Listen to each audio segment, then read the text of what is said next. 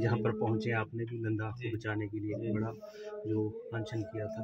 जी जी जी। मैं आज लद्दाख की तरफ से यहाँ डल्लेवाल जी के साथ हूँ। मेरे साथ लद्दाख के छात्र नेता चंडीगढ़ से, दिल्ली से आए हैं और लद्दाख की पूरी जनता और खासकर जो लद्दाख के शीर्ष नेता हैं जो लद्दाख के आंदोलन को चला रहे हैं, उन सब की शुभकामनाएं डल्लेवाल जी को और पंजाब हरियाणा जो किसान आंदोलन हो रहा है सभी को शुभकामनाएं और सद्भावना लेके आया हूं। मैं ये कहना चाहता हूं कि जो भी भोजन खाते हैं वो किसान समर्थक होंगे ही। हम सब जीते हैं इन्हीं के काम से, तो हमें ऐसी स्थिति में किसानों का साथ देना चाहिए।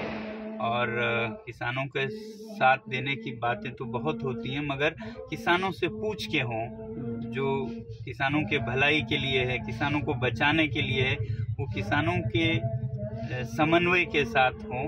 जैसा हम लद्दाख में कहते हैं कि लद्दाख के लिए जो नीतियां बने वो लद्दाख के लोगों के समन्वय से हो, वैसे ही किसानों की नीतियां भी जो किसानों को अच्छे लगे वो हों। किसानों को ही अच्छा न लगे ऐसा कोई नीति कैसे अच्छी हो सकती है। तो इसमें सिर्फ किसान वर्ग या फिर सरकार नहीं, बल्कि पूरे जनता को, जो भी मैं कहता हूँ भोजन खाते हैं, उन्हें सोचना चाहिए। जो अन्नदाता हैं उनकी स्थिति को बेहतर करने के लिए हमें क्या करना होगा। तो यही मैं उम्मीद करता हूँ कि सारी जनता से। केंद्र सरकार के रवैये को किस तरह देखते हैं कि आपको भी डिटेन किया गया, किसान भी जहाँ पर 13 फरवरी से बैठे हैं और अब भी कोई बातचीत नहीं हो रही है?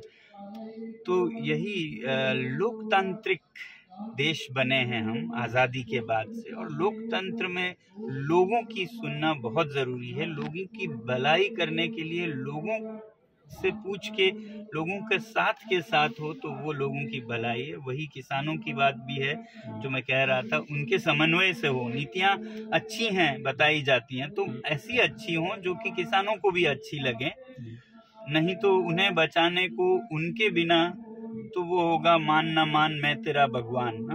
तो उनसे पूछ के उनको क्या दर्द है, वो दर्द दुख हटाने के नीतियां हो। वैसे ही हम लद्दाख में कहते हैं कि लद्दाख की भलाई आप करना चाहते हैं, मगर लद्दाख के लोगों को भी साथ लेके भलाई करें तो सबकी भलाई होगी।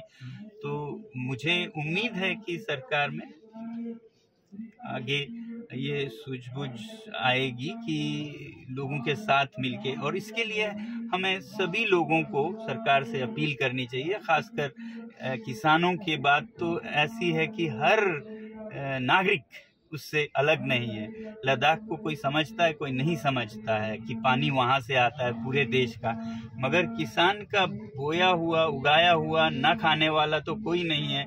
कोई ऐसा नहीं है कि मुस्लिम नहीं खाते, हिंदू नहीं खाते किसानों का खाना, क्रिश्चियन नहीं खाते, या फिर कांग्रेस वाले नहीं खाते, बीजेपी नहीं खाते, आम आदमी पार्टी नहीं खाते। कोई ऐसा दल नहीं है, कोई ऐसा समुदाय नहीं है, कोई ऐसा नागरिक नहीं है जो किसानों का उगाया हुआ नहीं खाते। तो उनकी समर्थन और उनके लिए, उनके हित में नीतियां बनाना बहुत ज़रूरी है सरकार के लिए और लोगों के लिए भी, कि ये सिर्फ किसानों का मसला है सोच के ना छोड़ें, ये पूरे देश का है, सभी नागरिकों का है। जो भोजन विरोधी नहीं, वो किसान विरोधी नहीं। आपको लगता है कि केंद्र सरकार इस समय तानाशाही रवैया अपनाए हुए है?